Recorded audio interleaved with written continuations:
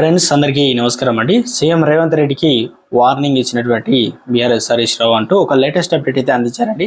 అది వివరాలు ఏంటన్నా మనం వీడియో రూపంలో తెలుస్తున్నాం. వీడియో స్కిప్ చేయకుండా పూర్తిగా చూడండి, అప్పుడే కంప్లీట్ ఇన్ఫర్మేషన్ అయితే మీకు అర్థమవుతుంది.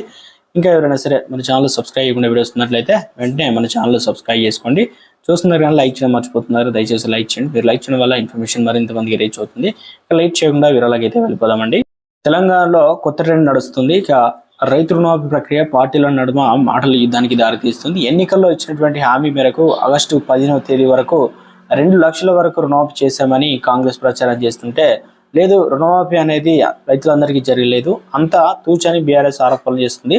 ఇక రుణమాఫీ చేశాము, హరీష్ రావు అయితే రాజీనామా చేయాలని కాంగ్రెస్ నేతలు అయితే డిమాండ్ చేస్తున్నారు. తాజాగా దీనిపైన మాజీ మంత్రి హరీష్ రావు అయితే స్పందించారు.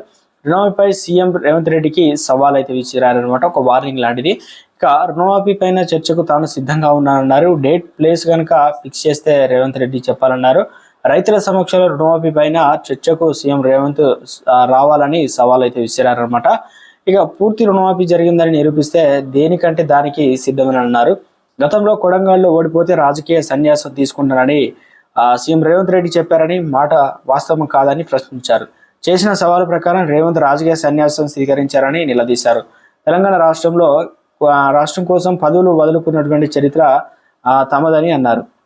సంపూర్ణ రుణమాఫీ చేస్తే తాను రాజీనామా చేస్తానని చెప్పానని, రైతుల కంటే తనకు పదవులు ముఖ్యం కాదని అన్నారు. దమ్ముంటే వాస్తవ లెక్కలతో రుణమాఫీ పైన శ్వేతపత్రం విడుదల చేయాలని డిమాండ్ అయితే చేశారనమాట.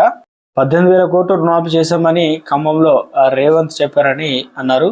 హరీష్ రావు 31,000 కోట్ల రూపాయలు ఉందని చెప్పేసి 18,000 కోట్లు చేశారని, అంటే మొత్తానికి తెలంగాణ రాష్ట్ర వ్యాప్తంగా రుణమాఫీ